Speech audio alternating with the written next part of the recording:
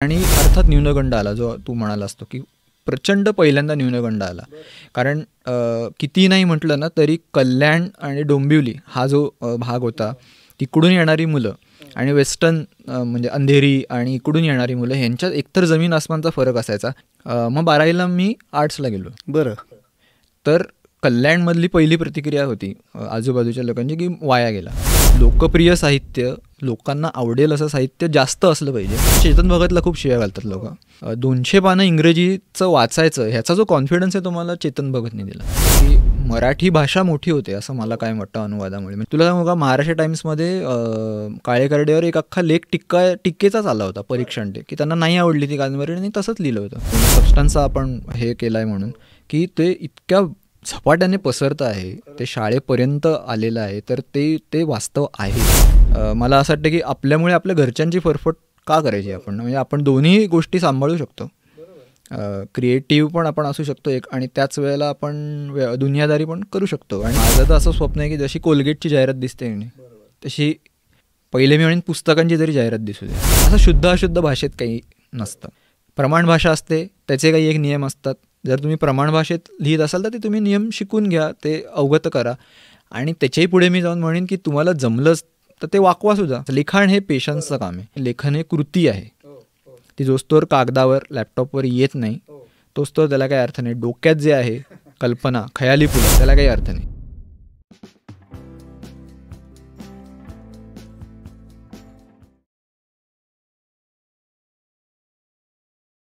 नमस्कार. ग्रंथप्रेमीच्या आजच्या या एपिसोडमध्ये मी नचिकेत शिरे तुमचं खूप स्वागत करतो. आजचे जे आपले पाहुणे आहेत त्यांची काही खूप ओळख करून द्यायची गरज नाही आहे, कारण ते एक साहित्य अकादमी पुरस्कार विजेते लेखक आज आपल्यासोबत इथे आहेत. प्रणव सखदेव. प्रणव, तुझं खूप खूप स्वागत आहे आजच्या एपिसोडमध्ये. थँक्यू. प्रणवच्या अनेक कादंबऱ्या, कथासंग्रह, कवितासंग्रह, अनुवाद असे सगळे वेगवेगळ्या प्रकारचे लेखन त्यांनी केलेलं आहे. त्यामुळे तुम्ही गुगल करा आणि त्यांनी जे काय कारण त्यांनी लिहिलेले जे पुस्तकं आहेत त्यांची समजा यादी करायला गेलो तर त्याच्यातच जवळजवळ 5 मिनटं जातील, एवढं लिखाण त्यांनी इतक्या कमी वयात केलेलं आहे. सो काळे करडे स्ट्रोक्स ही त्याची साहित्य अकादमी युवा पुरस्कार प्राप्त कादंबरी आहे. एक पहिला प्रश्न जो आहे थोडा क्लिशे असा आहे की तू आधी पत्रकार होतास आणि पत्रकार नंतर तू लेखक झालास, तर हा प्रवास कसा होता? मला ॲक्च्युली प्रोफेसर व्हायचं होतं. बरं. जेव्हा मी शिकत होतो त्यावेळेला मला असं वाटायचं की आपण प्राध्यापक झालं पाहिजे, कारण मी रुईया कॉलेजला शिकलो, माझं सगळं मुंबईला शिक्षण झालं. तर त्यावेळेला जे आम्हाला शिक्षक होते ते इतकं चांगलं शिकवायचे की आपण सुद्धा असंच शिकवता आलं पाहिजे आपल्याला सुद्धा, आणि असं मुलांना आपण सांगितलं पाहिजे, कारण त्या खूप आम्हाला आमचा विचार करायला सांगायचे. तर अशा प्रकारचं आपण केलं पाहिजे असं मला वाटायचं. पण ते शक्य नव्हतं, कारण त्यासाठी जे काय करावं लागतं तेवढा वेळ नव्हता. नोकरी घेणं खूप गरजेचं होतं, म्हणून मी ॲक्च्युली पत्रकारितेकडे वळलो. कारण लिखाणाशी संदर्भात आणि भाषेशी संदर्भात कुठलं काम आहे, कुठला जॉब आहे, तर तो पत्रकारिता. त्यामुळे मग मी पत्रकारिता करायला लागलो. पत्रकारिता करत असताना मी पहिल्यांदा लोकसत्तासाठी काम केलं आणि मग मटासाठी काम केलं मुंबईमध्ये. खास करून लोकसत्तेत काम करत असताना इतकं उभं आडवं मुंबई बघितली, त्याच्या आधी माहिती नव्हतं एवढं. वरवरचं माहिती असतं आपल्याला, आणि कॉलेजमध्ये असताना तर आणखीनच कमी माहिती असतं. तर खूप वेगवेगळं मुंबईतले स्तर, निम्न स्तर, अगदी उच्च मध्यमवर्गीय, उच्च स्तर, हे सगळे बघितले. आणि मग असं वाटायला लागलं की याबद्दल काहीतरी लिहिलं पाहिजे. त्याच्या आधी मी कविता लिहितच होतो, पण कवितेमधून जे आपल्याला मांडता येतं आणि मी जे बघत होतो ते मांडण्यासाठी कविता हे माध्यम तितकं काय म्हणूया अपुरं वाटायला लागलं, कारण मोठं काहीतरी सांगायचं होतं. त्या अशा घुसमटीतून कुठेतरी ॲक्च्युली मी फिक्शन किंवा काय म्हणूया प्रोज, गद्य लेखनाकडे वळलो. मुळात माझा पिंड कविता, म्हणजे कवीचा जास्त करून पिंड आहे, आणि तो अजूनही आहे असं मला वाटतं. पण त्यावेळेला असं वाटलं की नाही, आता हे कवितेत मावत नाही आहे, आपण आता थोडंसं आणखीन दीर्घ काहीतरी लिहिलं पाहिजे. अशा प्रकारे ॲक्च्युली लेखनाचा प्रवास सुरू झाला. आणि त्याच्या आधी म्हणशील ना तर 8वी 9वीत असताना मी पहिल्यांदा कविता लिहिली होती. म्हणजे कविता लिखाणाची सुरुवात. अर्थात ती काही फार चांगली कविता नव्हती, टलाटं आपण जे सुरुवातीचं सगळं आपलं असतं वाचलेलं असतं त्यातून ते सुचलेलं होतं.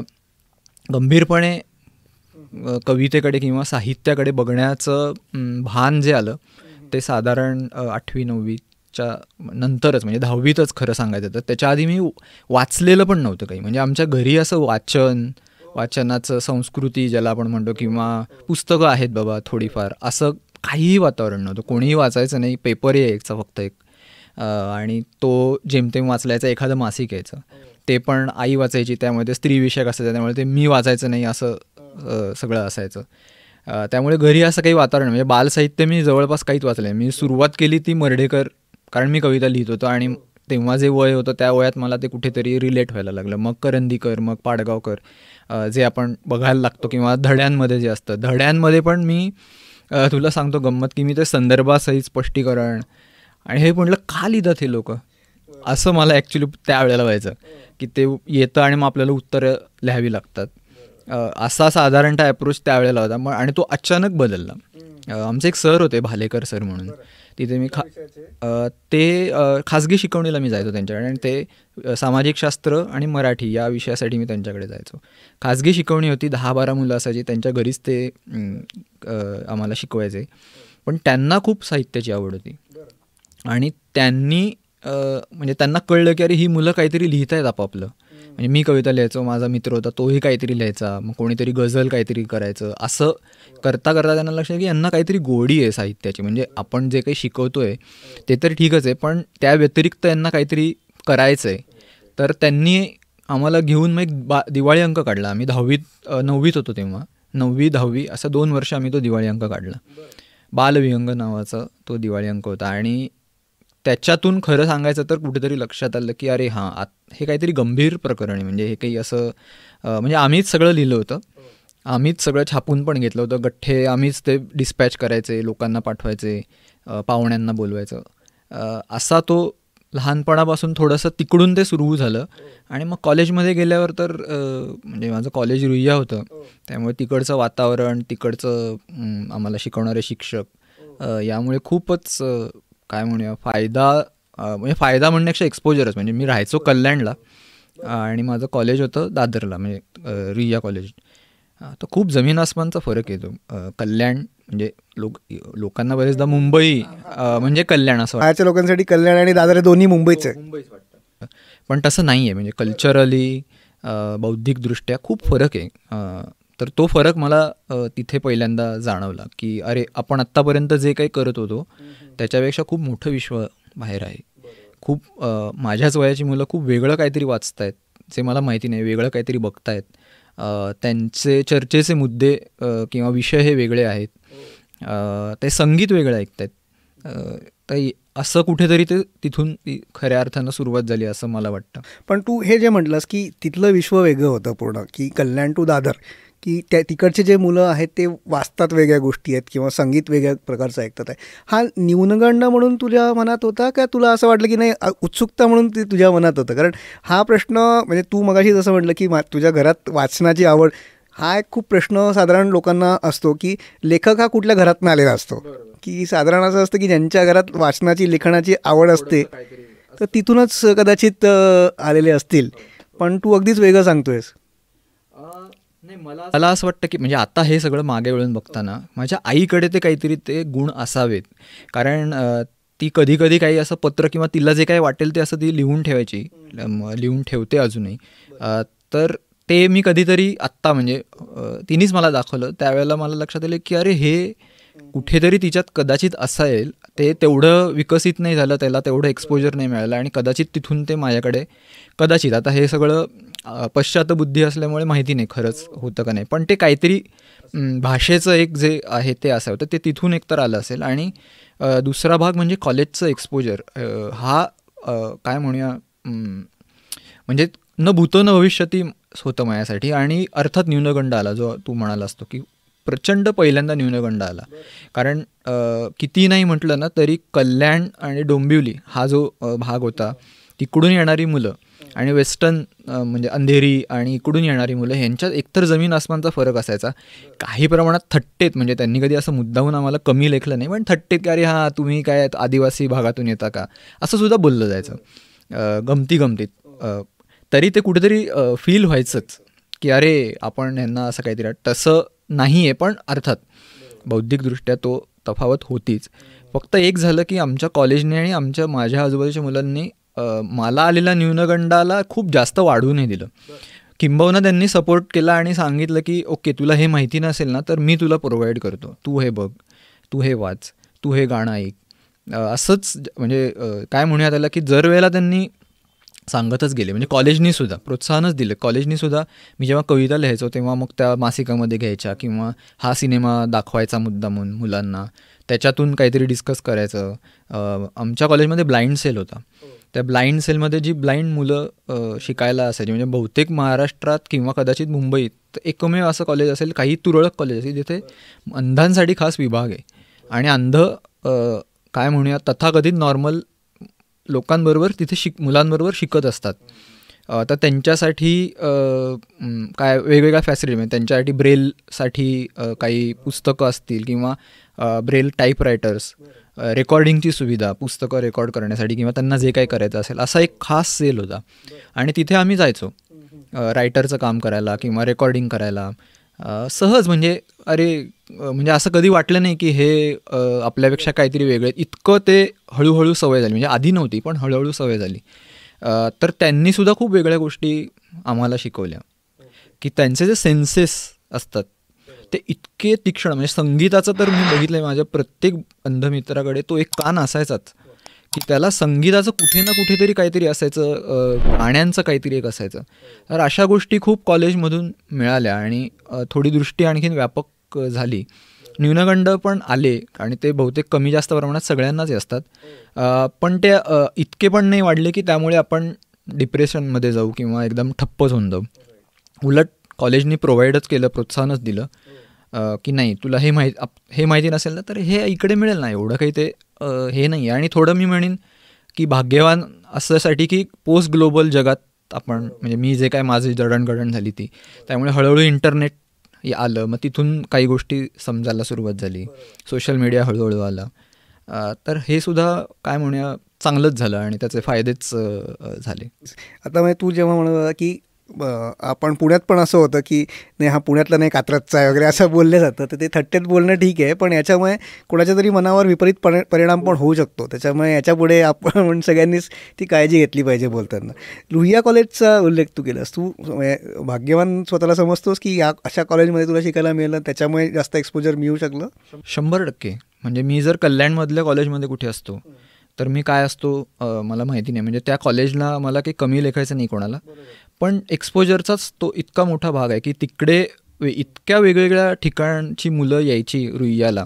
म्हणजे वेस्टर्न साईडवरून यायची, मध्य मुंबईतून यायची, आमच्या इथून यायची, कल्याण, डोंबिवली, मुलुंड, ठाणे इथूनसुद्धा यायची. वेगवेगळ्या भाषांची असायची. मराठी भाषिकांचा पगडा जास्त होता, पण तरी वेगवेगळ्या भाषांची असायची. शिकवणारे शिक्षक खूप वेगवेगळे असायचे, विषय खूप वेगळे. म्हणजे तुला सांगतो की माझं सायन्स होतं 11वीला मी, कारण चांगले मार्क 10वीला मिळाले होते. मग करायचं काय तर सायन्सला जायचं हे एक ठरलेलं होतं. मी सायन्स घेतलं, पण मला लक्षात आलं की फिजिक्स वगळता मला बाकी कशात काही फार रस नाही आहे. भाषेमध्ये रस आहे आणि भाषा तर विषयच संपला होता. मग 12वीला मी आर्ट्सला गेलो. बरं. तर कल्याणमधली पहिली प्रतिक्रिया होती आजूबाजूच्या लोकांची की वाया गेला, आता काही नाही, आर्ट्सला गेलं करणार काय हा मुलगा. सायन्स हेच एकमेव असं फील्ड आहे की तिथून येऊ शकतं. त्याला कॉलेज रुईयामध्ये सायन्सला ॲडमिशन मिळाल्यावरती सोडलं. हां, तेही एक झालं.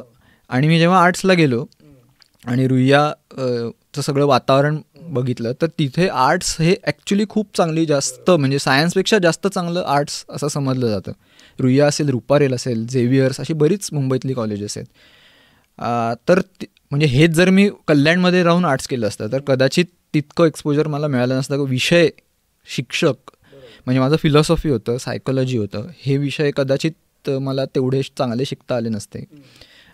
तर नक्कीच खूप फरक आहे. म्हणजे कल्याण आणि रुईया कल्याणचं एखादं कॉलेज आणि रुईयाचं कॉलेज आर्ट्ससाठी याच्यात जमीन आसमानचा फरक आहे आणि त्यामुळे खूप मोठं एक्सपोजर मिळालं. तो एक्सपोजरचाच फरक आहे. म्हणजे अकॅडमिकली मे बी सगळे कॉलेज सारखे असतीलही, पण एक्सपोजर अशा कॉलेजेसमध्ये जे मिळतं ते खूप त्याचं हे महत्त्वाचं आहे, खूपच महत्त्वाचं आहे. मग अशी म्हणालास की तू मूळ तुझं जे आहे ते कवी म्हणून तू स्वतःला म्हणतोस, पण तू वेगवेगळ्या साहित्य प्रकारात लिहिलेलं आहेस. म्हणजे कविता संग्रह आहेत, कथासंग्रह आहेत, कादंबरी आहे, अनुवाद तू खूप केलेले आहेत. तर या सगळ्यांपैकी तुला आवडणारा साहित्य प्रकार कोणता, त्याच्यात लिहायला अवघड कोणता आहे? सांगणं कठीण आहे. मला स्वतःला खूप वाचायला आवडतं.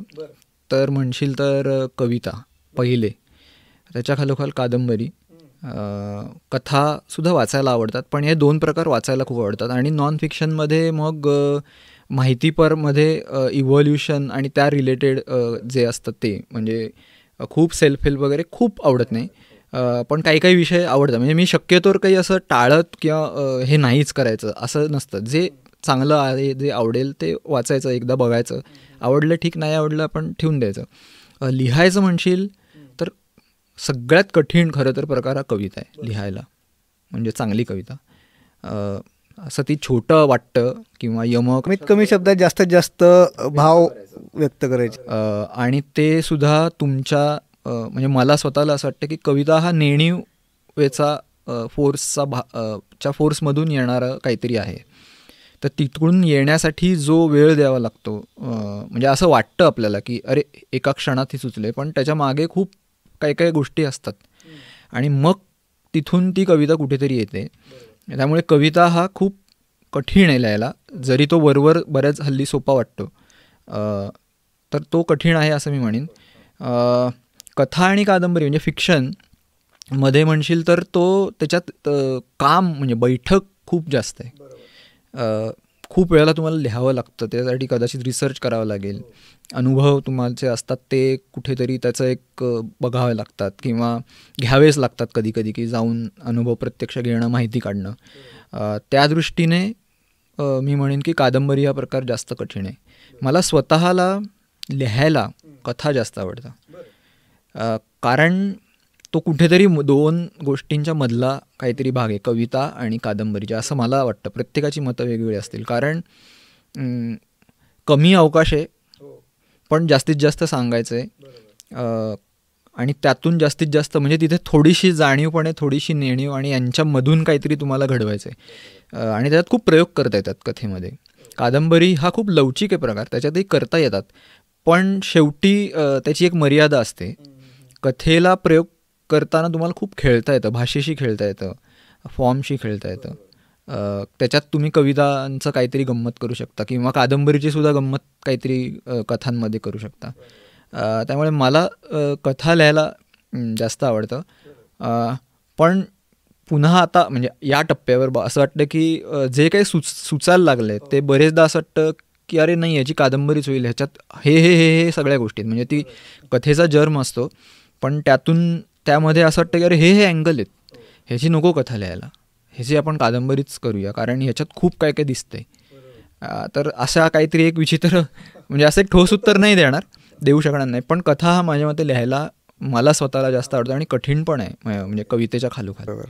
तू म्हटलंस की वाचायला तुला कविता आवडतात, आणि मगाशी जसं म्हणालस की 9वी-10वीपर्यंत तू खूप वाचलं पण नव्हतं, तर पहिलं पुस्तक कुठलं होतं की ज्याच्यामुळे तुला आवड लागली असं म्हणता येऊ शकतं, किंवा पुस्तकात कविता संग्रह असेल किंवा मला ना वाचनाची आवड कवितांमुळे नाही लागली. म्हणजे मी कविता पहिली मर्ढेकरांची वाचली, पण त्याच्या आधी जेव्हा मी कविता लिहायला लागलो होतो तेव्हा ना मला असं वाटतं प्रवीण दवण्यांचं सावरर आहे का असं काय, सावररच बहुतेक तरी, चतुरंगाच्या पुरवणीत यायचं सदर, आणि ते सदर मला पहिल्यांदा खूप आवडलं. म्हणजे इतकं आवडलं की मला तिथून वाचनाची गोडी निर्माण झाली.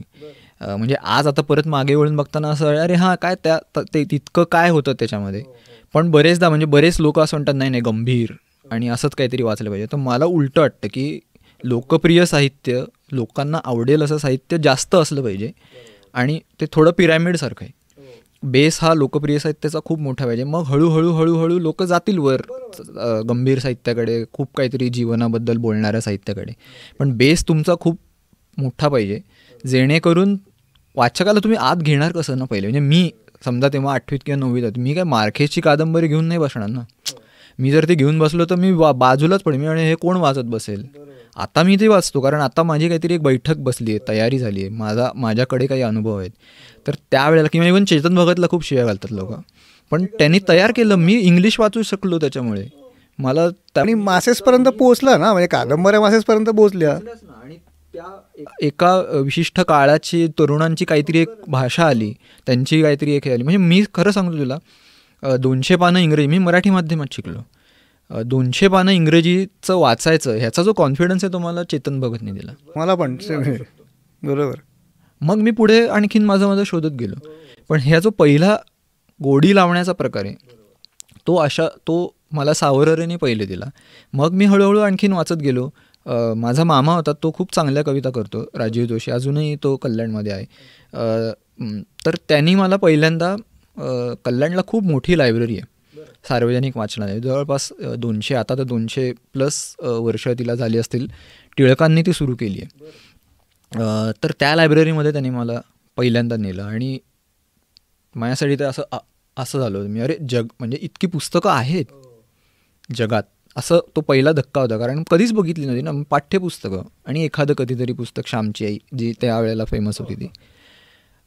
आणि मग मला लक्षात आलं की नाही, आता वाचलं पाहिजे आपण थोडंसं तरी.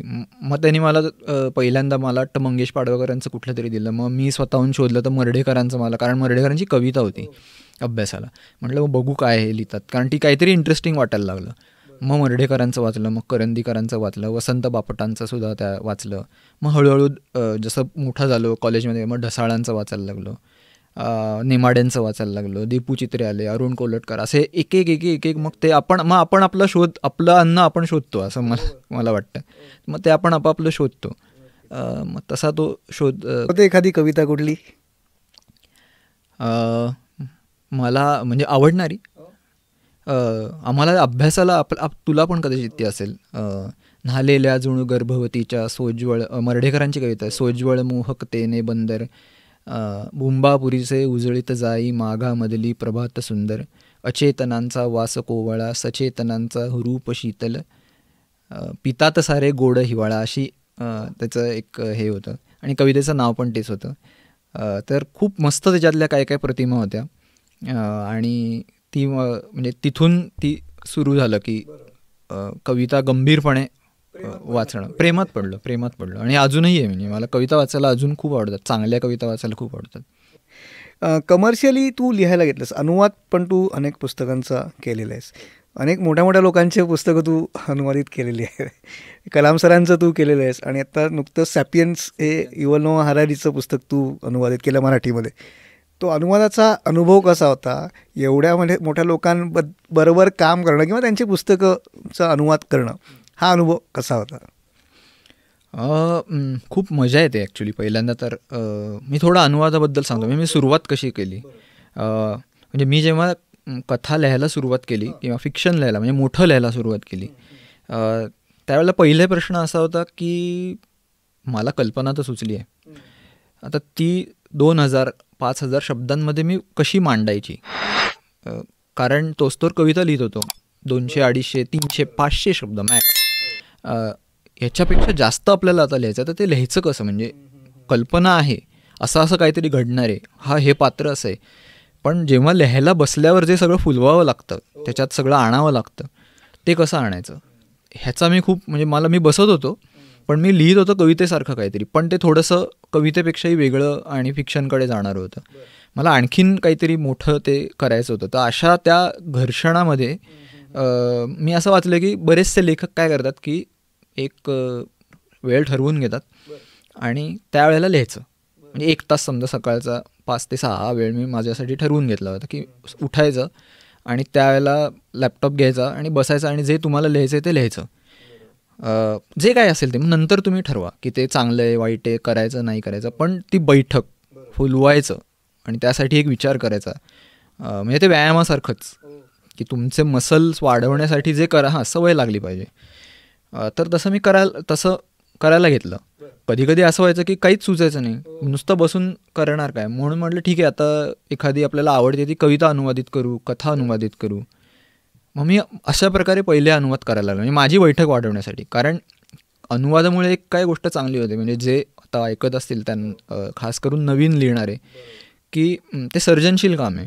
त्यामुळे तुम्हाला क्रिएशनचा आनंद मिळतो, पण चौकटपणे त्या लेखकाने दिलेली. म्हणजे तुम्हाला तुमचं स्वतःचं क्रिएट फार करायचं नाही आहे, पण तरी काहीतरी क्रिएट करायचं आहे. तर तो थोडासा खोटा आनंद मिळतो तुम्हाला, आणि स्वतःचा पण काहीतरी निर्माण केल्याचा आनंद मिळतो, की मी काहीतरी करतोय, मी असं बसून नाही आहे. कारण सुरुवातीच्या वेळात मी नुसतंच बसून मला काही सुचत नाही आहे, करू काय, आणि मग आपण आणखीन त्याच्यात जातो आणि पुढे काहीच लिहित नाही. पण अनुवादामुळे तो कॉन्फिडन्स येतो, बैठक निर्माण होते. म्हणून मी ॲक्च्युली अनुवाद करायला लागलो. खूप चांगली टिप तू दिलीस, की हे म्हणजे मला याचा खूप फायदा झाला, की अनुवाद करत राहायचं, हात चालता ठेवायचा. काही सुचत नसेल तरी अनुवाद करत राहा. आवडली ना कथा, काय जे काय असेल ते, म्हणजे सुरुवात अशी झाली. आणि मग हळूहळू असं लागलं, अरे हां, आता बैठक वाढायला लागलं, मग एखादं पुस्तक करू. मग पुस्तक करायला लागलो, आणि मग एक एक करत मग त्याचं मी ॲज अ काय व्यावसायिकदृष्ट्यासुद्धा ती कामं करायला लागलो. मग थोडंसं टेक्निकल ट्रान्सलेशन पण करायला लागलो, मग पुस्तकांचं पण करायला लागलो. तर असं ॲक्च्युली सुरुवात झाली. आता अनुभव म्हणशील ना, तर इंटरेस्टिंग अनुभव असतो. कारण जे जग आपण बघू शकत नाही, किंवा जो विचार आपण करू शकत नाही, किंवा आपल्याला सुचलेला नसतो, तो तुम्हाला जगता येतो अनुवादामुळे. म्हणजे जे समजा उदाहरणार्थ हरारीची जी काय मांडणी आहे ती मला तर सुचणार नव्हती, म्हणजे सुचली नाहीच आहे. जर सुचली असती तर मी हरारी झालो असतो. त्यामुळे ते मला खूप खोलात जाऊन, कारण अनुवाद करताना तुम्हाला त्याच्यात पूर्ण शिरावं लागतं. हरारीची भूमिका काय आहे ही समजून घ्यावी लागते, किंवा अगदी कलाम असतील तर कलामांचं काय म्हणणं आहे, त्यांना काय म्हणायचं असेल हे शोधावं लागतं. त्याच्यासाठी मराठीमध्ये काही म्हणजे कसं आहे की सगळ्याच्या सगळं तुम्ही आणू नाही शकत, पण काही एक डेटा लॉस होतोच. पण जास्तीत जास्त चांगलं कसं आणता येईल याच्यासाठी काही एक परिश्रम घ्यावे लागतात, अभ्यास करावा लागतो. तो तुमच्या हातून नकळत होतो, आणि त्यातून खूप गोष्टी शिकायला तुम्हाला मिळतात. म्हणजे अनुवादातून खूप डेटा मिळतो, मी असं म्हणेन. म्हणजे थोडंसं काय म्हणूया, आजच्या भाषेत बोलायचं तर, की जे जग मी बघूच शकणार नसतं, किंवा जे विचार मला करता येणार नाही ते मला तिथून कळतात, आणि त्यावरून काहीतरी मग स्वतःचा सुद्धा विचार करता येतो. म्हणजे उदाहरण म्हणून एक देतो जाता जाता, की अतुल कहातेंचं ना एक इंटरनेट बँकिंगची सुरक्षा असं काहीतरी एक पुस्तक आहे, की कसं तुम्ही हे करायचं, सेफ पासवर्ड कसा ठेवायचा, त्यासाठी काय क्लुप्त्या आहेत वगैरे वगैरे. म्हणजे प्युअरली माहितीचं पुस्तक होतं. आणि त्याच्यामध्ये आयडेंटिटी थेफ्ट नावाची त्यांनी संकल्पना मांडली होती. आणि मी त्या पुस्तकाचं माझ्याकडे वाचायला आलं होतं, आणि मला त्याचं संपादन करायचं होतं.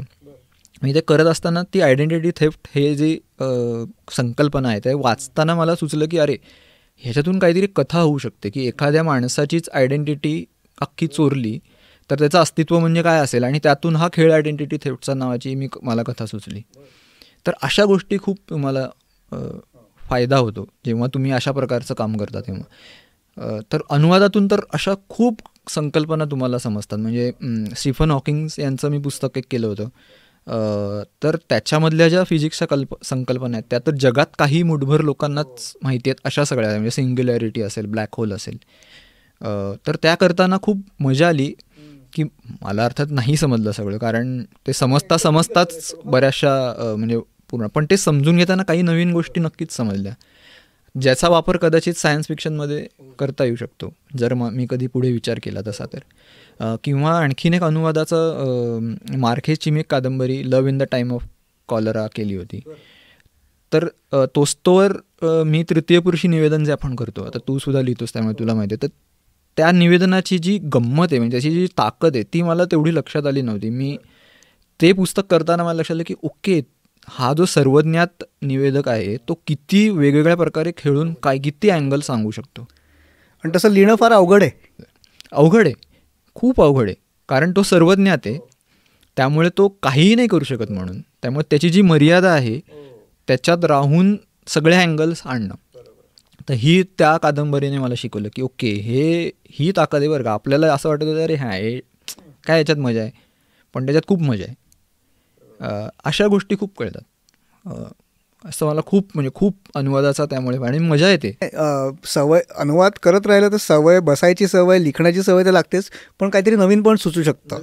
So, त्याच्यामुळे एखादं ऑलरेडी अनुवादित पुस्तक असेल तरी आपल्या पद्धतीने अनुवाद करायचा प्रयत्न कोणी पण करूच शकतं. म्हणजे आणि दुसरं काय होतं माहिती आहे, की आता मी मगाशी म्हणाल तसं की मराठी भाषा मोठी होते असं मला काय वाटतं अनुवादामुळे. म्हणजे अनुवादाला खूप जण असं काय अनुवादित पुस्तकं किती येतात, पण इतकं मोठं ज्ञान, इतके अनुभव आपल्या भाषेत येणं. आपलंच पुस्तक होतं ना ते. आता सेपियन जेव्हा मराठीत येतं तेव्हा ते मराठीचं पुस्तक होतं. तर मराठीमध्ये अख्खा सेपियनचं जे काय त्यांनी म्हटलेलं आहे ते आलं ना, म्हणजे ते आपल्या भाषेतलं ज्ञान काहीतरी वाढलं, शब्दसंपदा वाढली, नवीन संकल्पना आल्या. आणि कदाचित म्हणजे मला खूप मी आशावादी आहे की ते वाचून कदाचित मराठी भाषेत एखादा कोणीतरी पुढे निर्माण होऊ शकतो की अरे हरारीने हे केलं तर ह्याच्या पुढे जाऊन मी विचार करू शकतो. तू जेव्हा म्हणालास की मी हरारी नाही आहे तेव्हा मी तुला तेच म्हणणार होतो की आपण का बरं स्वतःला कमी समजायचं.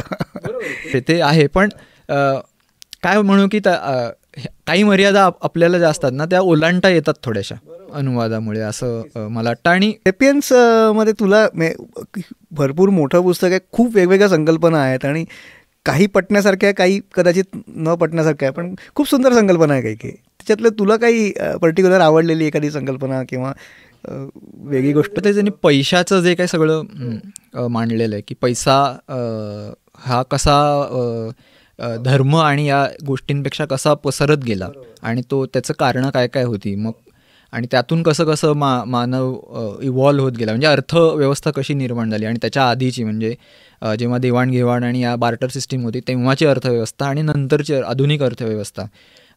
हा भाग मला खूप इंटरेस्टिंग वाटला. म्हणजे असं वाटलं की अरे ह्याच्यातून फिक्शन निर्माण केलं पाहिजे, कारण शेवटी पैसा फिक्शन आहे. म्हणजे तेच तर म्हणतो की या सगळ्या व्यवस्था फिक्शन आहेत. हां, रिॲलिटी इमॅजिन आहे तरी आपण त्याच्यावर सगळेजण विश्वास ठेवतो म्हणून हे सगळं चाललं आहे. तर ह्याच्यावर काहीतरी करता येऊ शकतं. तर मला ती संकल्पना खूप आवडली. इव्हन त्यांनी नेक्ससचं पण मी भाषांतर केलं आहे. तर नेक्ससमध्ये पण AI बद्दल ज्या काही गोष्टी सगळ्या पटतील हा आहे, पण ते विचार प्रवृत्त करणारं पुस्तक आहे. तर त्यात पण त्यांनी AI बद्दल काय ज्या गोष्टी सांगितल्या ना त्यावरून असं वाटतं अरे हा फिक्शनचा पण जर्म आहे, ह्याच्यातून एखादी कादंबरी निर्माण होऊ शकते, एखादी कथा निर्माण होऊ शकते. पण त्यातलं एक आवडलेलं म्हणजे की आपल्याला असं वाटतं की शेतीमुळे आपल्याला स्टेबिलिटी आली, पण त्याचं असं म्हणणं की शेतीमुळे आपण बांधील झालो एका ठिकाणी राहायला. ती ज्या स्पेशीज होत्या गहू आणि वगैरे त्या उलट जास्त बहरल्या असं असतं. तू पत्रकार होतास आणि तिथून फिक्शन कादंबरी आणि याच्याकडे, म्हणजे आजकाल पत्रकार फिक्शन लिहितात म्हणून तू त्याचं काही कनेक्शन आहे? नाही, खरं तर मी पत्रकारिता केलं खरं. मला रस पण त्याच्यात होता. मी रिपोर्टर म्हणून फार काम नाही केलं, मी डेस्कवर होतो, उपसंपादक म्हणून जास्त काम केलं.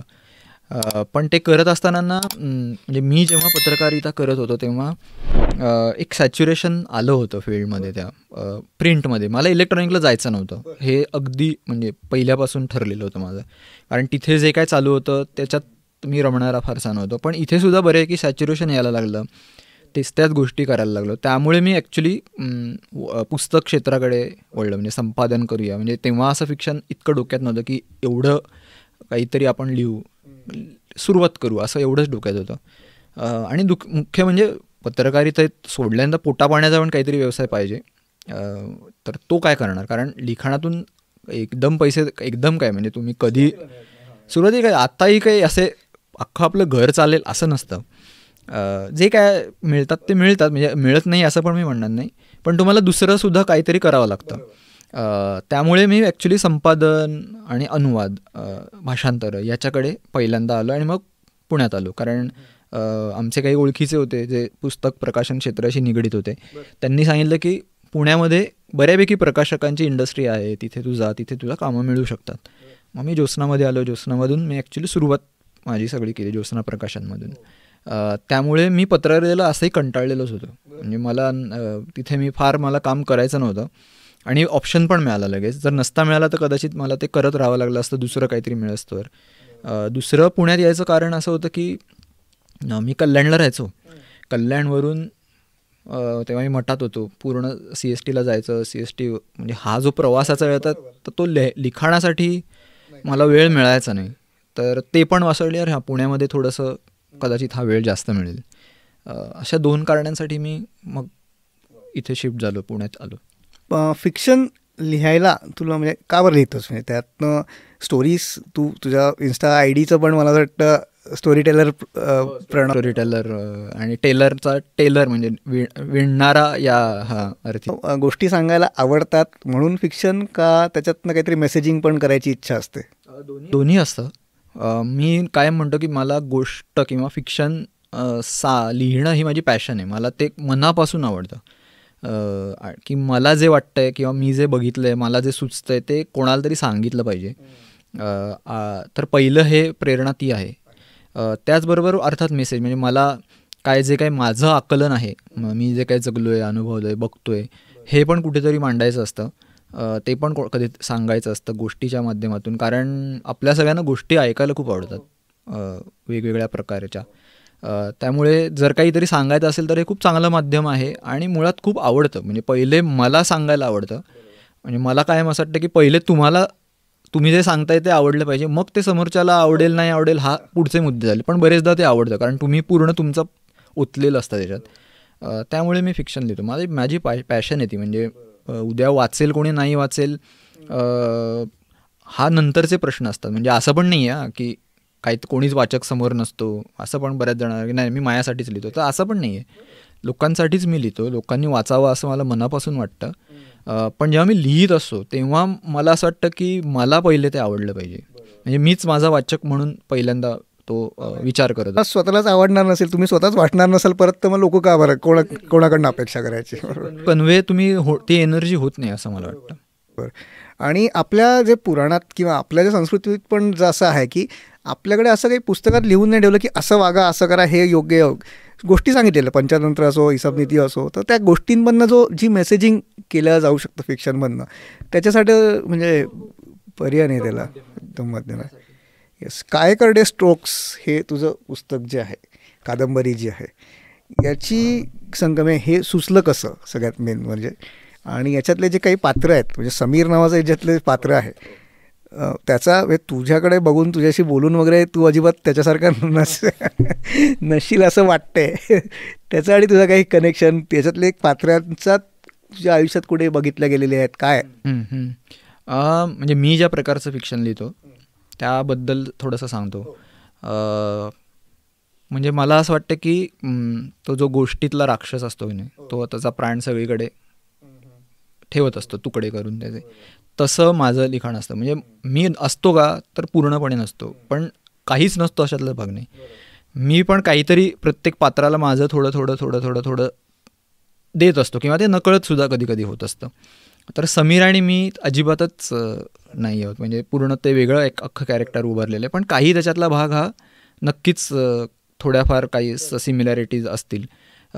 बेसिकली सुचलं कसं ना, तर रामायणाची एक गोष्ट अशी म्हणजे मी ऐकलेली आहे की एक क्रौंच पक्षाचं जोडपं होतं आणि त्याच्यातला एका पारध्याने त्याला एका पक्षाला मारलं आणि मग दुसरा पक्षी जो काही त्यांनी शोक केला ते बघितलं वाल्मिकींनी आणि मग त्यांना त्यातून रामायण सुचलं. असं एक कथा खरी खोटी माहिती नाही, पण अशी मी खूप लहानपणापासून ही ऐकली आहे. तर मला असं वाटायचं ना की तो जो शोक आहे ते घेऊन आपण आपल्या काळातलं काहीतरी सांगितलं पाहिजे.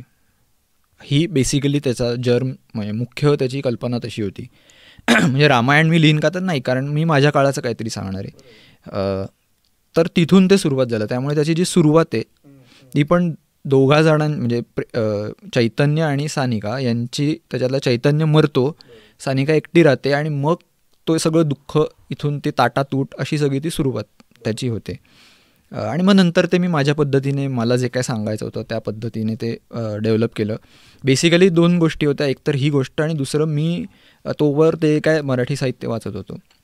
त्याच्यामध्ये मला 2000 सालानंतरचं पोस्ट ग्लोबलायझेशन म्हणजे माझी जी पिढी आहे त्यांचे विचार, त्यांचा काय आंतरिक कल्लोळ, त्यांना काय वाटतं, त्यांच्या आवडीनिवडी, त्यांच्या रिलेशनशिप्सचे लोचे सगळे, हे काही फारसं त्याचं दिसत नव्हतं. तर म्हटलं की कोणाला तरी आपण दोष देण्यापेक्षा आपण प्रयत्न करू. मग मी माझ्या पिढीचं किंवा मी जे काही आजूबाजूला बघत होतो ते आणायचा थोडासा प्रयत्न केला. मग त्याला कुठेतरी अवकाश काहीतरी पाहिजे, कुठे घडणार आहे, तर मग रुईया कॉलेज, कारण मी ते बघितला होता सगळा परिसर, तर तो परिसर मुंबईचा काही भाग असा आणला त्याच्यामध्ये, कारण ते कुठेतरी घडलं पाहिजे. तर मी म्हणेन ना, ती वास्तवाचा आभास निर्माण करणारी कादंबरी आहे. ते वास्तव नाही आहे, पण ते वास्तव म्हणजे असं वाटतं अरे हे सगळं घडलं आहे कुठेतरी. म्हणजे मला तुला सांगू एक गंमत की लातूरचा एक मुलगा होता, त्याने ही पहिल्यांदा वाचली आणि तो रुईयाला गेला आणि बघितलं त्यांनी सगळं. अरे हे इकडे आहे, हे इकडे आहे, मणीज वगैरे ह्या सगळ्या गोष्टी मणीज बघितलं. नंतर फाय गार्डन्स बघून आला आणि मग तो मला फोन पण गेला.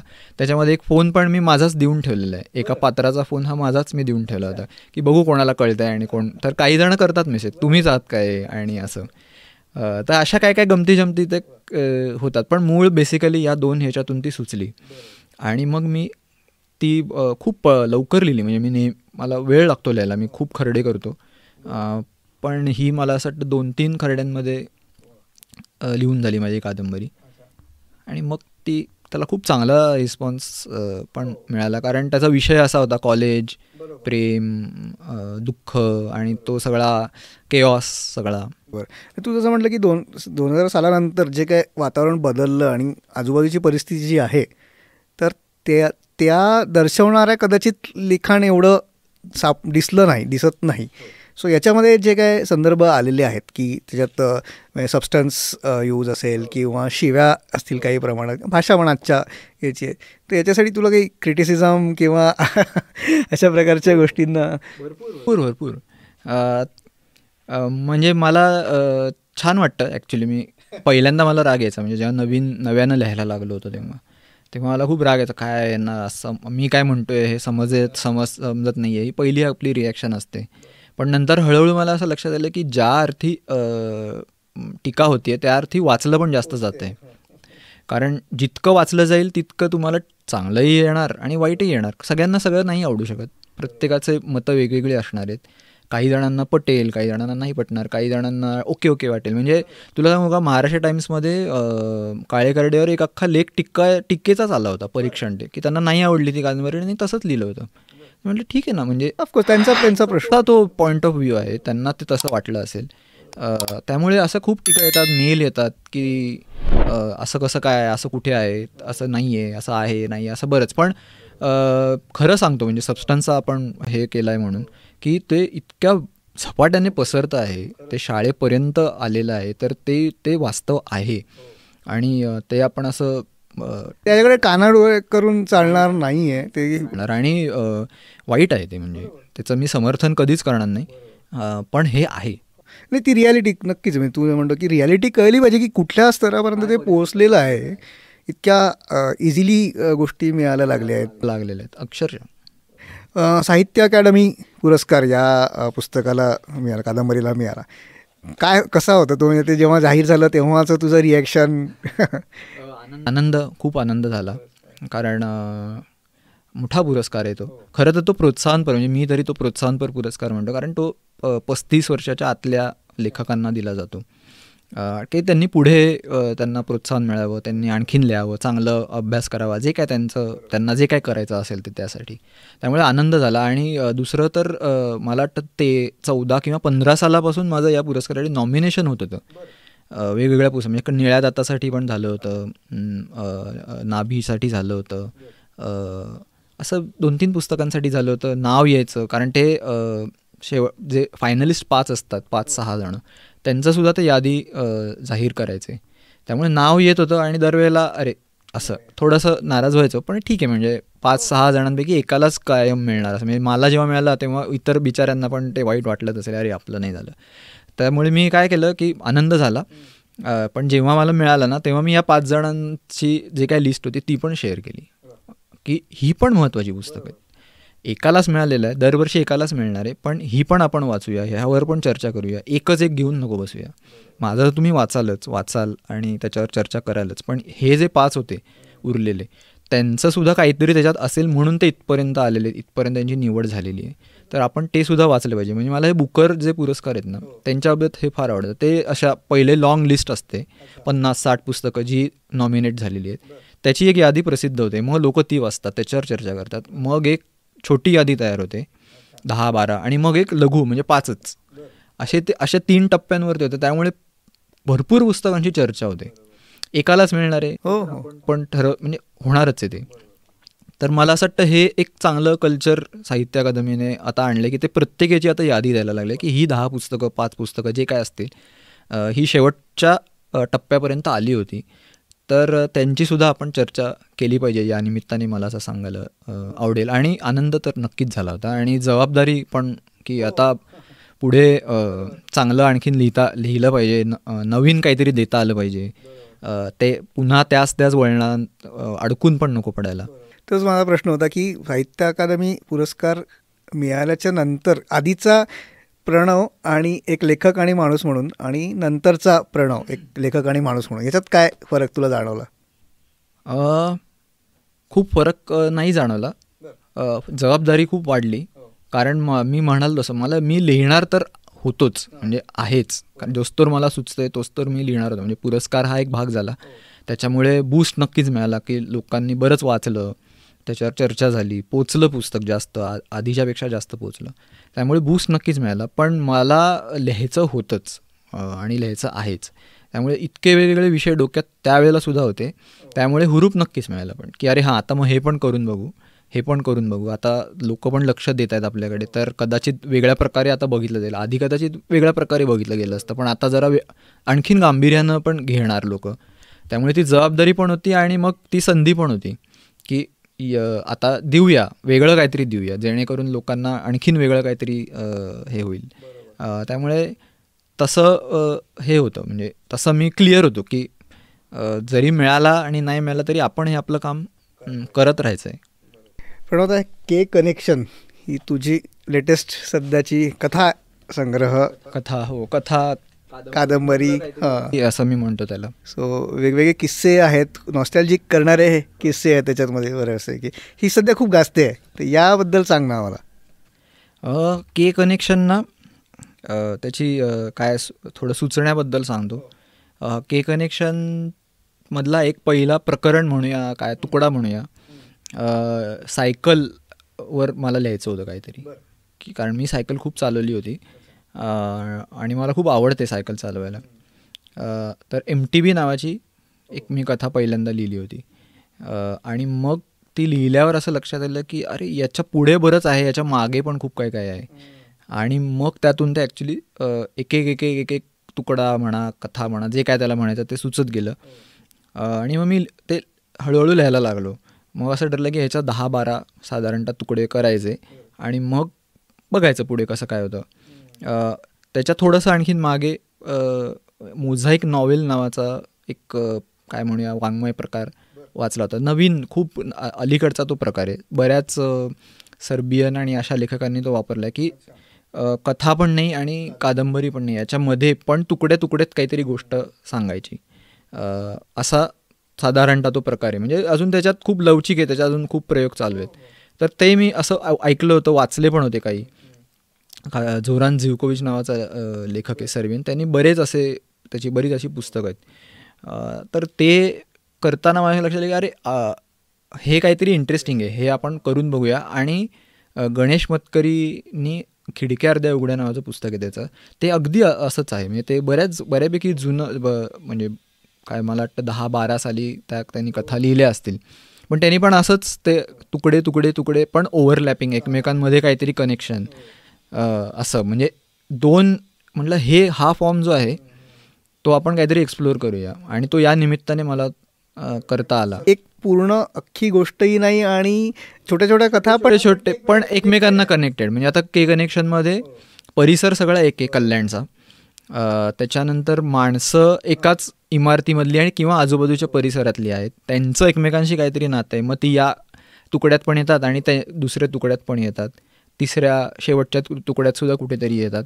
तर असे ते इंटरलिंक पण आहे म्हटलं तर. पण जर स्वतंत्र तुम्ही काहीतरी वाचलं, नुसता एकच भाग, तरी तुम्हाला एक अनुभव काहीतरी मिळतो फिक्शनचा, असं ते ॲक्च्युली सुचलं. आणि एक परिसर, दुसरं मला असं खूप आवडतं की जे अदलंमधलं असतं ना, वय किंवा कुठलाही, की ग्रे शेड्स असतात की जे पूर्ण काळ्या नाही, पांढरं नाही, म्हणजे काळे करडे स्ट्रोक्स त्याचं हे आहे, ते मला खूप आवडतं. तसं मला हा जो वयाचा टप्पा आहे, म्हणजे जो के कनेक्शनमध्ये आहे, एक 7वी 8वी 9वी की ज्याच्यात आपण मोठे नाही आणि लहानही नाही, आपल्याला मोठं वाटतं पण जग आपल्याला म्हणजे आई बाबा आणि सगळे नाही नाही अजून तू लहानच आहेस असं काहीतरी एक विचित्र अवघडले पण असतं ते, आणि वयात आपण येत असतो मुख्य म्हणजे.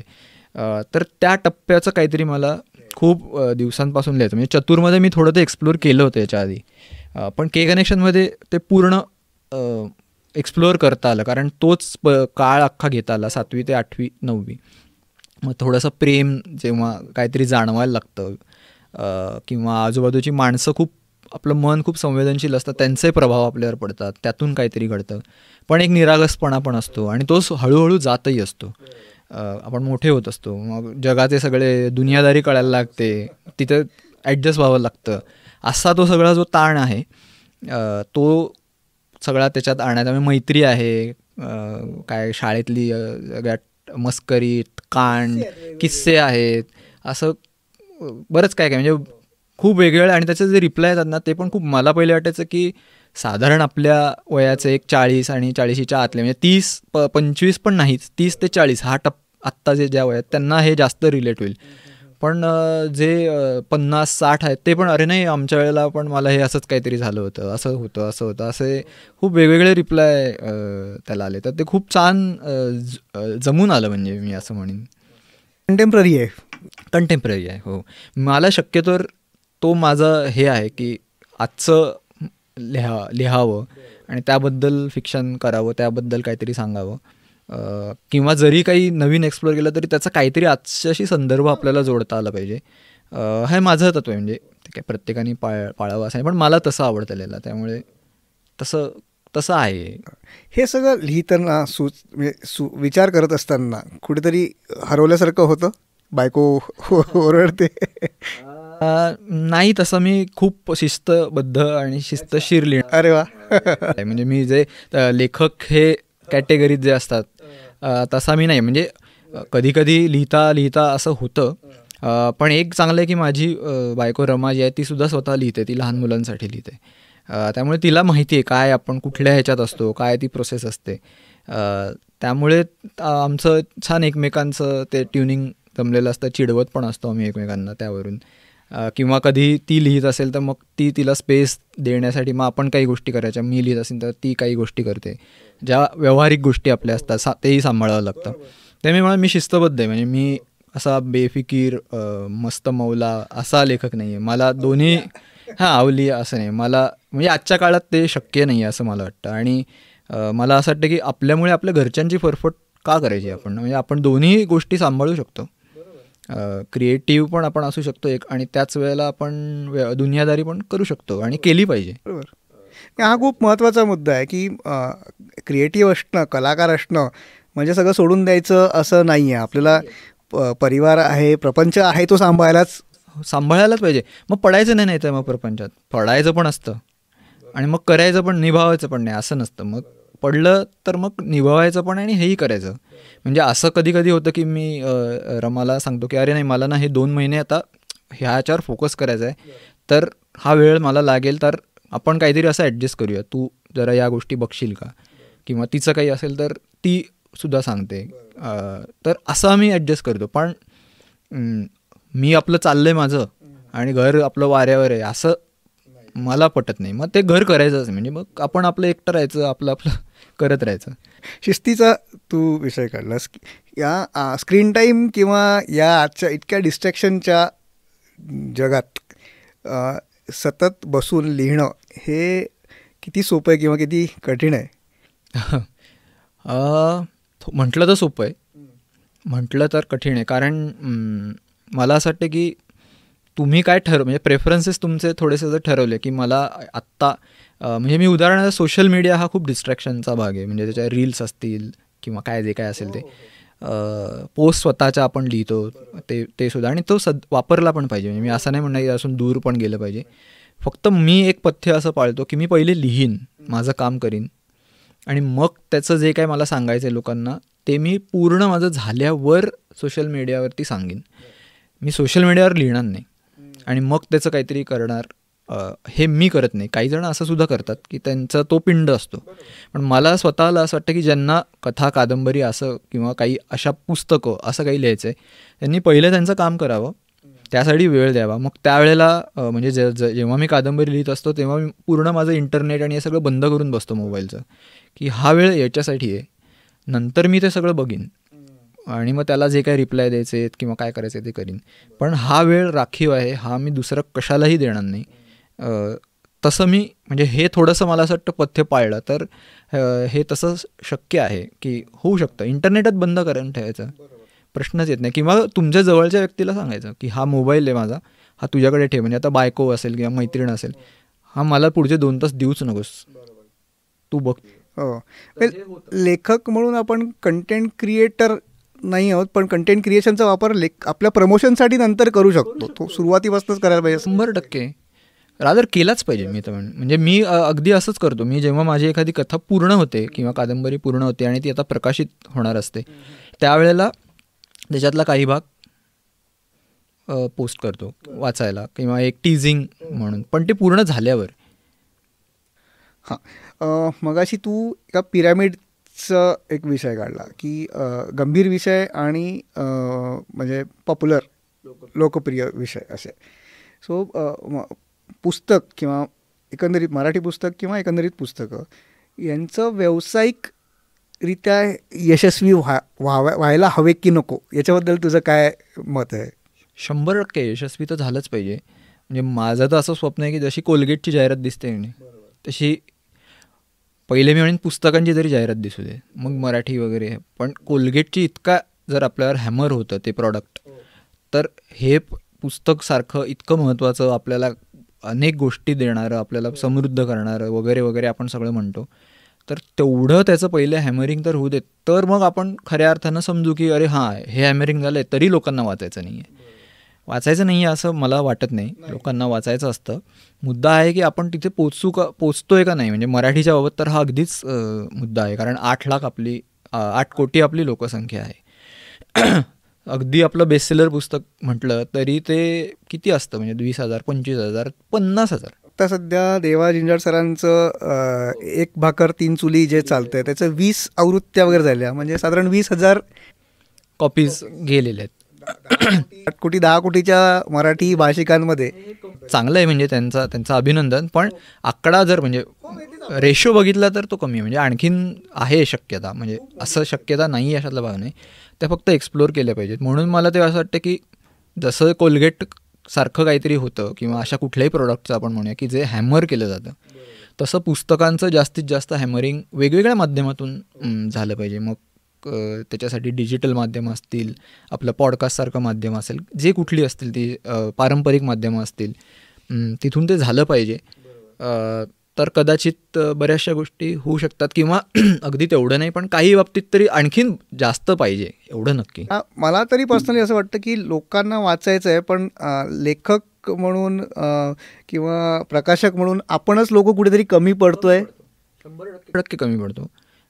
ते थोडंसं कसं आहे, दुष्टचक्र आहे की क्षेत्र नाही म्हटलं तरी म्हणजे छोटं आहे, त्यामुळे मग त्याच्यात खूप जास्त काही करता येत नाही. म्हणजे मुळातच केक छोटा आहे, मग तो कोण कोण खाणार असा देतो. केकच वाढवण्यासाठी काहीतरी केलं पाहिजे, मग सगळ्यांना आपापले हिस्से कमी जास्त घेता येऊ शकतो. बरोबर. तर याचं मी एक चांगलं उदाहरण म्हणजे मला द्यावं वाटतं. NBTचा जो दरवर्षी आता गेले 2-3 वर्ष होतोय, पुण्यामध्ये होतोय आणि आणखीनही काही मोठं प्रदर्शन होतं आहे फर्ग्युसनला. तर तिथे लक्षात येतं की काय प्रकारचे वाचक आहेत. म्हणजे मी मागच्या वर्षी मुद्दामून पूर्ण सगळे दिवस लेखक म्हणून सगळ्या स्टॉलना, म्हणजे रोहनच्या स्टॉलला माझे प्रकाशक म्हणून तिथे जास्त वेळ होतो, पण दुसरे काही प्रकाशकांचे स्टॉल होते तिथे जवळपास रोज एक 2 ते 3 तास तरी थांबायचो, कधी कधी जास्त सुद्धा, दिवसभर सुद्धा थांबलो आहे मुद्दामून की काय प्रकारचे वाचक असतात, कुठून येतात, त्यांना काय आवडतं, त्यांच्याशी गप्पा मारल्यावर बऱ्याचशा गोष्टी आपल्याला कळतात. तर त्यातून एक नक्की लक्षात आलं की लोकांना वाचायला हवं आहे. फक्त NBT किंवा अशी जे प्रकारचे काहीतरी आता स्वरूप थोडंसं बदललं. लोकांना इव्हेंट हवा असतो, त्याच्याबरोबर काहीतरी आणखीन हवं असतं आणि मग पुस्तकं पण हवी असतात. असं जर काहीतरी एक पॅकेज घेऊन आपण गेलो लेखक म्हणून मी लिहिलं, आता मी याचं मार्केटिंग का करू, हा जो एक प्रकार आहे. अजिबात नाही. मार्केटिंग काय करू म्हणजे म्हणजे काय मला काय कळत नाही. म्हणजे मी ॲक्च्युली एक खूप चांगलं उदाहरण आत्ता मी पपायरस नावाचं एक पुस्तक भाषांतरित केलं आहे आणि त्याच्यामध्ये प्राचीन काळातल्या पुस्तकं म्हणजे अलेक्झांडर आणि त्याच्या आधी सुमेर संस्कृतीपासून कसं इव्हॉल्ड होत गेलं लेखन आणि पुस्तकं. तर त्याच्यामध्ये अशी उदाहरणं आहेत की काहीतरी एक नावाचं मला तो नाव नेमकं आठवत नाही. तो त्याच्या कवितांमधून लिहायचा. माझी पुस्तकं म्हणजे तेव्हा तर काय म्हणूया भुर्जपत्र होती म्हणजे आत्ता पण तशी पुस्तकं पण नव्हती, गुंडाळ्या असायच्या.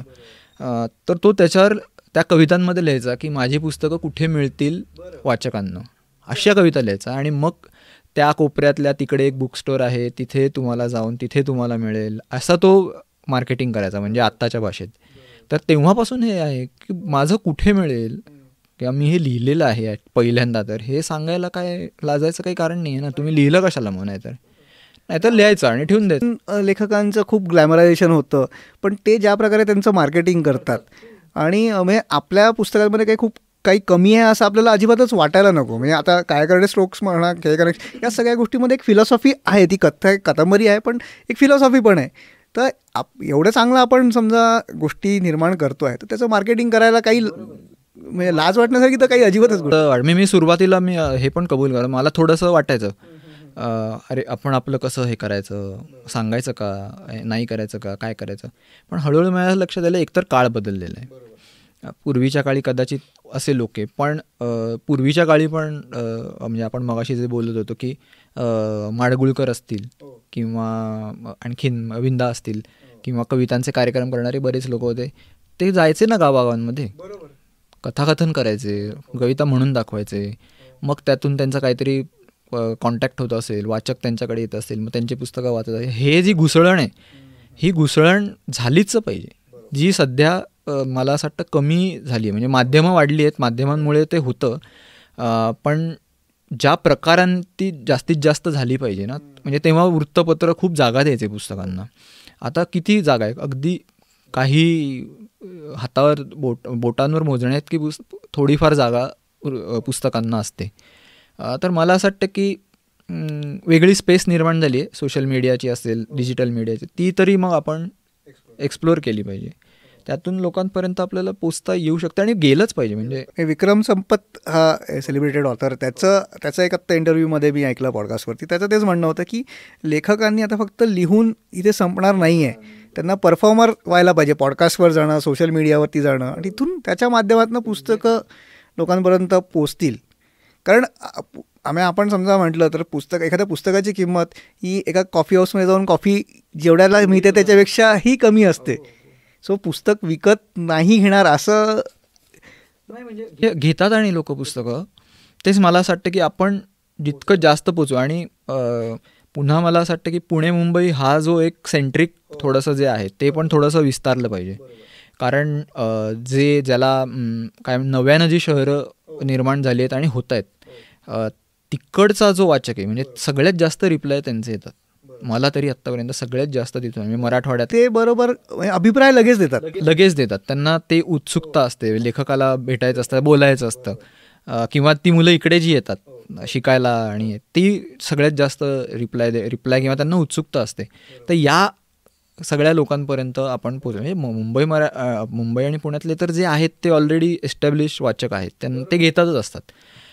पण हा जो नवीन वाचक आहे त्या वाचकाला आत्ता जर आपण बांधून ठेवलं आणि त्याच्यापर्यंत काही गोष्टी देत राहिलो त्याला आवडतील अशा, आणि ज्या आपल्याला सुद्धा आवडतील, काही लोकांनाही करायची पण काही गरज नाही आहे, पण जे आपल्याला हवं आणि त्यांना सुद्धा काय हवं ह्याचा जर काहीतरी मधला एक मार्ग काढून करत राहिलं ना, तर मला असं वाटतं की हे खूप चांगलं काहीतरी होऊ शकतं. आपण एक्सपोजरचं मग अशी बोललो की रुईया कॉलेज असेल किंवा फर्ग्युसन कॉलेज असेल, इथे जे काय एक्सपोजर मिळतं तर असे वाचनकट्टा किंवा असे इतर गावांमधल्या कॉलेजेसमध्ये समजा लेखकांकडनं किंवा प्रकाशकांकडनं इन्फ्लुएन्सर्स आहेत, खूप मोठी स्पेस आहे. म्हणजे काय म्हणतात त्याला, बुक इन्फ्लुएन्सर आणि मराठी बुक इन्फ्लुएन्सर बनण्याची खूप मोठी अजूनही स्कोप आहे. म्हणजे स्कोप आहे आणि खूप चांगले म्हणजे जे आहेत ते खूप चांगल्या प्रकारे त्याचं हे करतात, म्हणजे प्रामाणिकपणे करतात, वाचून करतात. त्यामुळे भरपूर वाव खूप आहे, तो आपण एक्सप्लोर तितका हवा तितका करत नाही असं मला वाटतं. वाचक घडत राहतात आणि वाचक त्यांना जे आवडतं ना, वाचक खूप प्रामाणिक असतो. तो त्यांना जे आवडतं तो तुम्ही त्याला कितीही मार्केट करा, किती त्याच्यावर थोपवा, तो त्याला जे हवं तेच घेत असतो आणि शेवटी तो पैसे मोजत असतो. म्हणजे व्यवहार आहे हा सरळ सरळ. त्यामुळे तो त्याला जे हवं ते घेतच असतो. पण पहिले तुम्ही जा तर, की अरे ही रेंज आहे बरं का, मग तो निवडेल त्याला जे काय हवं ते. तो ट्रायआउट पण करेल कदाचित एखादं. तर ते पोचलं पाहिजे. आणि त्यासाठी निर्मिती पण व्हायला पाहिजे. तू मगाशी ते पिरॅमिडचं उदाहरण मला खूपच आवडलं, की बॉलिवूडमध्ये पण तसंच आहे ना, की मसाला पिक्चर खूप जास्त आहेत आणि हळूहळू मग एक स्टेप असते आणि तो जात राहतो त्याच्या प्रकृतीनुसार, स्वभावानुसार. तसंही पुस्तकांच्या बाबत होईल, की ठीक आहे लोकप्रिय म्हणजे आता पूर्वी बघ की सुहास शिरवळकर होते, धारोपांसारखा मोठा लेखक होता. असे इवन वडबडे आत्ताच ज्यांचं निधन झालं त्या अशा लेखिका होत्या. अशा बऱ्याच लेखिका आणि होते की जे काय म्हणूया की जे ना लोकांना आवडेल, लोकप्रिय असं लिहायचे. पण त्यांनीही वपू काळेसारखं मोठं नाव होतं. म्हणजे मला तेही अगदी असं ते सगळंच लोकांना नाही होतं का, तर नाही, त्यांनी पण खूप काहीतरी वेगळं पण केलं. पण आपण एक जनरल बोलूया की त्यांनी वाचक घडवला, की वाचकाला पहिले आणणं, त्याला ती बैठकच आहे ना, की 200 पानं वाचायची, 150 पानं वाचायची, ती सवय लावली, मग तो त्याचं वरवर जातो. नक्कीच. निर्मिती पण व्हायला पाहिजे आपण जसं म्हटलं तर. आणि मुंबई पुणे सेंट्रिक विचार सोडून हे व्हायला पाहिजे. तर मग प्रमाण भाषा याची एक भीती पण असते काही लोकांना, की लिहायचं तर आहे पण प्रमाण भाषा येत नाही, व्याकरणात चुका होऊ शकतात, शुद्धलेखनाच्या चुका होऊ शकतात. तर या प्रमाण भाषेबद्दल आणि याबद्दल तुझं काय मत आहे? मला असं वाटतं प्रमाण भाषा ही असणारच. ती कुठली प्रमाण भाषा ठरवायची, काय ठरवायची, हे थोडं राजकीय, थोडं सांस्कृतिक काय म्हणूया प्राबल्याचा तो भाग असतो. त्यामुळे कुठली तरी एक प्रमाण भाषा असलीच पाहिजे, कारण सगळ्यांना व्यवहार एका भाषेत किंवा एक व्यवस्थेचा व्यवहार करता आला पाहिजे. त्यासाठी एक आपण भाषा ठरवावी लागेल. पण बोलीभाषा ज्या आहेत वेगवेगळ्या, म्हणजे आपली ती ॲक्च्युली खरी ताकद आहे असं मला वाटतं. किती भाषा आहेत महाराष्ट्रामध्ये वेगवेगळ्या मराठीच्याच, कारण तिकडे खऱ्या अर्थानं वेगवेगळे शब्द तयार होत असतात असं मला वाटतं. ती प्रयोगशाळा असते आणि प्रमाण भाषा ही कृतक असते ती, कारण ती काहीतरी एक ठरवलेलं असतं, त्याचे एक नियम असतात. बोलीभाषेला आपण जेव्हा बोलतो नुसतं तेव्हा आपण कसंही व्याकरण वाकवत असतो, पण जेव्हा आपण लिहितो किंवा काहीतरी एक व्यवहार करतो त्याला एक ठरवलेली भाषा आहे. औपचारिक पत्रकार आपल्याला शाळेत पण शिकवलेलं असतं. त्यामुळे या दोन्ही भाषा आवश्यकच आहेत, कारण असं पण होत असतं की बोलीभाषेतून काही जे घडतात शब्द ते प्रमाण भाषेत उडी मारतात आणि तिकडे जातात, प्रमाण भाषेतले काही इकडे येतात. त्यामुळे दोन्ही भाषा माझ्या मते आल्याच पाहिजेत आणि भाषावर काम तर केलंच पाहिजे. म्हणजे जरी तुम्ही बोलीभाषेतले, म्हणजे उदाहरण तुम्हाला एखादी फिक्शन लिहायचं आहे, ते आपण वऱ्हाडी भाषेत तुम्ही लिहिले, तुम्ही तिकडचे आहात, म्हणजे तो लेखक तिकडचा आहे, पण तिकडच्या निवेदनामध्ये जे निवेदन आहे ते प्रमाण भाषेत आहे, संवाद आहेत ते बोली भाषेत म्हणजे वऱ्हाडी भाषेत आहेत. तर तुम्हाला तिथे प्रमाण भाषा शिकून घेतली पाहिजे की काय असलं पाहिजे, काय प्रकारची याची रचना असली पाहिजे. आणि बोलीभाषा तर तुम्हाला येतेच आहे. त्यामुळे मला असं वाटतं भाषा हे तांत्रिक थोडीशी गोष्ट आहे, ती कमावता येते, त्याचा तुम्ही अभ्यास करून तुम्हाला ती अवगत करता येते. त्यामुळे सगळ्या भाषा तुम्हाला समजून घेतायला पाहिजे, त्याची भीती वाटायला नको, अजिबातच नाही वाटली पाहिजे. म्हणजे जे पूर्वी असं थोडं की नाही हेच शुद्ध आहे, असं शुद्ध अशुद्ध भाषेत काही नसतं. प्रमाण भाषा असते, त्याचे काही एक नियम असतात. जर तुम्ही प्रमाण भाषेत लिहित असाल तर ते तुम्ही नियम शिकून घ्या, ते अवगत करा. आणि त्याच्याही पुढे मी जाऊन म्हणेन की तुम्हाला जमलंच तर ते वाकवा सुद्धा आणि त्याचा वापर करा वाकून. आणि खूप लेखकांनी केलेलं आहे, असं करतातच, असं की काहीतरी इंटरेस्टिंग खेळ करतात भाषेचे आणि त्यातून वेगळंच काहीतरी निर्माण करतात. म्हणजे ते भाषेला एक चांगलंच असतं. तिला कुसुमाग्रजांना लोकांनी नावं ठेवली होती. प्रणव, आता याच्या पुढे काय आहे, म्हणजे काय प्लॅन्स आहे? खूप म्हणजे डोक्यात तर भरपूर आहे. त्याच्यात थोडंसं पौराणिक काही कथानकांवर एक मालिका, कादंबरी किंवा दीर्घकथा असं काहीतरी एक लिहायचं विचार आहे. दुसरं मला मिथक कथांमध्ये खूप पहिल्यापासून रस आहे. तर काही मिथक कथा घेऊन कंटेम्प्ररी आजच्या काळामध्ये काही गोष्टी करायच्या, त्याचं एक लिखाण चालू आहे आणि ते बऱ्यापैकी आता ह्याच्यावर आहे, काय म्हणूया, मार्गावरती आलेलं आहे आणि पूर्णत्वाकडे ते जाईल. त्याच्याशिवाय मला एक खूप दिवसांपासून डिस्टोपियन एक कादंबरी लिहायची होती आणि त्याच्यात थोडं क्लायमेट चेंज बदललेलं सगळं आत्ताचं जे आहे AI आणि अशा काय काय गोष्टींचं ते करायचं होतं. तेही बऱ्यापैकी पुढे सरकलेलं आहे. तर हे काय काय असे आणि अनुवादाची कामं ती तर सुरूच आहेत. पण म्हणजे ही के कनेक्शन जशी आहे तशाच प्रकारची ही पुस्तकं म्हणजे डिस्टोपियन नसेल, पण मला अजून 2 पुस्तकं याच फॉर्ममध्ये लिहायची आहेत. म्हणजे के कनेक्शनचा पुढचा भाग म्हणूया किंवा अगदी पुढचा भाग नसेल, पण कुमार आणखीन थोडासा मोठा झालेला तो एक भाग लिहायचा आहे आणि त्याचंही थोडंसं काम चालू आहे. आणि मी जे मिथक कथांचं म्हणालो ते सुद्धा याच फॉर्ममध्ये, पण ते एक स्वतंत्र पूर्णपणे पुस्तक असेल. त्याच्यामध्ये मला पुस्तक ही संकल्पना मी एक्सप्लोअर जास्त करायची. म्हणजे पुस्तक हे मिथक आणि काही आपल्या संस्कृतींमधली मिथकं त्यांचा सांगड घालून आजच्या काळामध्ये काहीतरी अद्भुतिका आहेत त्या सगळ्या. म्हणजे त्यात फॅन्टसी असेल, नवीन गोष्टी, नवीन नवीन प्रयोग तुझ्याकडनं अजून आम्हाला खूप वाचायला मिळणार. ते आवडतं आणि मी करत राहतो ते. जमेल नाही जमेल हे पुढचं असतं, पण सुरुवात तर केली पाहिजे. आणि जाता जाता नवीन जे लेखक आहेत किंवा जे लिहू इच्छितात त्यांच्यासाठी काय सांगशील, त्यांना काय सांगशील? मला असं वाटतं की आत्ताच्या काळामध्ये खूप डिस्ट्रॅक्शन्स आहेत. म्हणजे मगाशी जो मुद्दा आला की मग सोशल मीडिया आहे, तिथे लाईक्स आहेत, तिकडचं काय म्हणून त्यामुळे आपण मग ते तिथेच लिहायला लागतो, त्याच्या नादी थोडंसं लागणं होतं. तर ठीक आहे, म्हणजे तो चांगलं माध्यम येते, मी ते काही असं म्हणणार नाही की तुम्ही कोणी वापरू नये.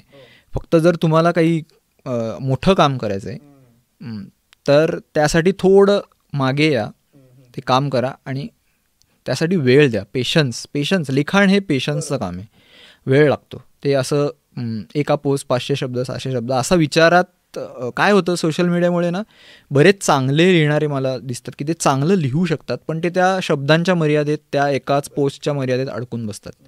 तर ती थोडंसं मला असं वाटतं आजच्या काळात ते आव्हान आहे की ते जर का ब्रेक केलं आणि थोडं दीर्घ आणखीन लिहायला गेलं आणि त्यातून काहीतरी करायला गेलं तर फायदा होईल. आणि मी ते जी टिप्स दिली आहे की बैठकीचा प्रश्न असेल तर अनुवाद करा आणि एक ठरलेला वेळ डेडिकेटेड द्या.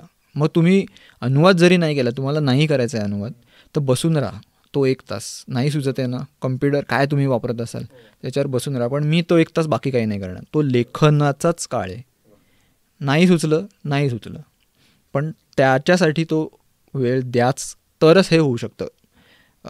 नाहीतर ते होत नाही. म्हणजे मला काय असं वाटतं की लेखन हे कृती आहे, ती जोस्तोवर कागदावर लॅपटॉपवर येत नाही तोस्तोवर त्याला काही अर्थ नाही. डोक्यात जे आहे कल्पना, खयाली पुलाव, त्याला काही अर्थ नाही. ती जेव्हा येईल तेव्हा ती खरी. तर त्यासाठी जे जे जे काय करता येईल ना त्यासाठी ते करावं असं मला वाटतं. प्रत्येकाचे मार्ग आणखीन वेगळे कोणाला सापडू शकतात. मला जे सापडले ते मी सांगितले. तुमच्या डोक्यातील गोष्टी तर त्या जोपर्यंत प्रणव म्हणा की जोपर्यंत कागदावर येत नाही तोपर्यंत त्याला काही अर्थ नाही आहे. तुमच्यात क्रिएटिव्हिटी असेल तरी शिस्तही असली पाहिजे, आणि क्रिएटिव्हिटी आणि शिस्त दोन्ही जेव्हा एकत्र येतात तेव्हा मग साहित्य अकादमी विजेत्या कादंबऱ्या लिहिल्या जातात. प्रणव, तू इथे आलास, गप्पा खूप छान झाल्या. खूपच मला खूप मजा आली. ग्रंथप्रेमी आणि तुझे खूपच मनापासून आभार. दिलखुलास गप्पा झाल्या. सो अशाच नवीन नवीन वेगवेगळ्या लेखकांशी आपल्याला गप्पा मारायच्या आहेत. तुम्ही कमेंट बॉक्समध्ये नक्की टाका आजचा एपिसोड कसा वाटला. प्रणवकडनं अजून तुम्हाला काय जाणून घ्यायचं आहे, त्याच्या नवीन कुठल्या कादंबऱ्यांबद्दल जाणून घ्यायचं असेल तरी नक्की टाका. त्याच्या सगळ्या पुस्तकांच्या विक्रीसाठीचे ज्या लिंक्स आहेत त्या आपण डिस्क्रिप्शन बॉक्समध्ये देणार आहे. आणि पुन्हा भेटू पुढच्या एका एपिसोडमध्ये. तोपर्यंत नमस्कार.